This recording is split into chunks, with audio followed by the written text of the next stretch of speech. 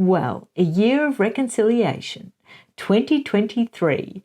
And I asked you in the community what you thought about it and whether you thought it would hold, because pretty much in the same breath that we heard about this reconciliation, there was talk about a Diana movie. And there was talk about a royal family movie. Oh, Diana documentary, sorry. Royal family movie. Also, the film rights to Spare being sold and possibly being made into a Netflix series. And I've heard a whisper from the book, my old book days, that Meghan might be writing a book. And the expected date of that book might be within the next 2 years, and the 30 million's been bandied about. So I don't know. I can't verify anything. It's all just gossip. But it's interesting, isn't it, that they deem that they can designate a year for reconciliation. It must be on their whiteboard in their office with their dual desktop laptops and their books that haven't sold at the front and the designer rug at the back. If they did do a Spare drama series. Now, who would play Meghan? Because I don't know. I just have the feeling that she'd love to play herself. But she'd be too old. She'd be too old to play herself. I mean, she was pretty much too old to play herself when she was herself, if you get my drift. But I don't know who would play her. She's got the long black hair. I know that she loves Jennifer Aniston. I know that she would love Jennifer Aniston to play, but Jennifer Aniston wouldn't look any good with long black hair because she'd look like Morticia Addams out of the Addams Family. Or they could get a really beautiful black actress like Jada Smith or someone. Sorry, Jada. Sorry, Jennifer. But it would be interesting to see, and I don't know who would play Harry because he's very distinctive looking. Talking about who would play Harry, what did you think about the reconstructions of the court case? What did you think about the actor they got to play Harry? I'd be interested to see what you think. Leave your comments down below. All right, so I'm going to get on to your thoughts about the year of reconciliation because we have the best community in the world. We've got the wisest, the funniest, the most poignant comments in all of YouTube. All right, here we go. Number 1. Elsie Lennox said, "It's amazing how much these two have achieved so far. I don't think anyone could break their record of having 3 countries disliking them immensely." It's true. Australia, Great Britain and the United States and many other countries, Elsie, many other countries.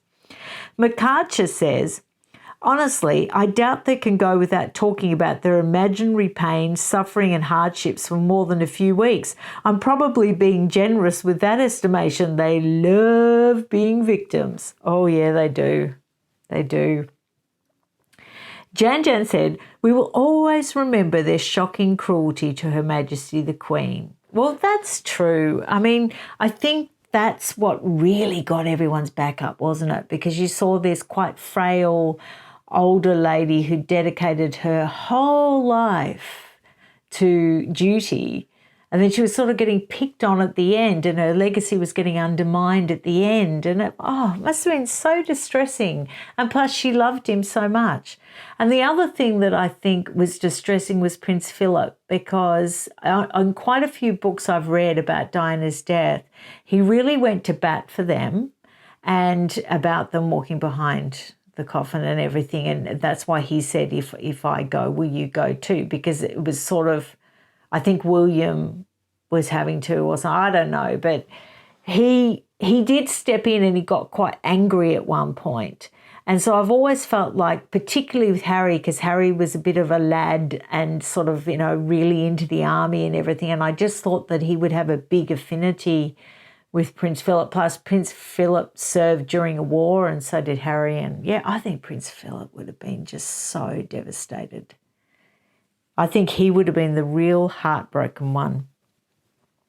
Robin Rushing says, "The cruelty to both families have been off the charts. It seems their fictional version of most events and constant whining is habit. Habits are hard to break, so I will be surprised and relieved Won't we all, Robin? If they can manage to stop attacking, writing or talking about the royal family. Well, it would be a great relief. It would be fantastic, actually. Auntie Bex. They could have just stopped talking about the royals without announcing it, but that wouldn't have got enough attention. Exactly, Auntie Bex. It's sort of like the other guy, isn't it? Ducking over to New York to tell him he can't be friends anymore after not seeing him for 3 years. T. I love the fact that despite all the chaos that these two weasels have caused, T's telling it like it is, the royal family are continuing to live their best lives. Their motto of never explain, never complain is such a strong work ethic. Love that carry-on mentality of the British. Yes, I love that too, T, although it could lead to repression and not thriving, but just surviving. Melanie Butson says, the complete lack of communication from the royal family has severely limited their resources to find anything to disagree with. That's true, to disagree with. That's a very good point. And let's face it, they'd tell you the sky was green just to cause an argument. They'd thrive on it. That's a good point, though, yeah. They would find it hard to sort of drag up something bitchy now, wouldn't they? Googler Monster said, did I miss something? I thought Harry was still waiting for his brother and father to apologise to him before any sort of reconciliation. And she's got like a bar face on the end emoji. Minnie says, I honestly have no idea. These two are so manic, anything is possible. I agree. I'll go down and get some shorter ones so everyone gets a turn. EP says they will do whatever their handlers advise right now. They need to redeem themselves in the eyes of the public. Desperate times. Yes, I think you're right. I think the new agents would be very much telling them that they need to stop being so negative and start being positive and, present that good image to the world because they're fast running out of supporters. Rinsky. That was yesterday's rumours. Today's rumours are Harry wants to make a documentary about his mother and serialised Spare. Did cross my mind when I heard about the Diana documentary thing, because when people are going to do, productions, particularly as it's Archwell Productions as well now, they try to get cheap sets.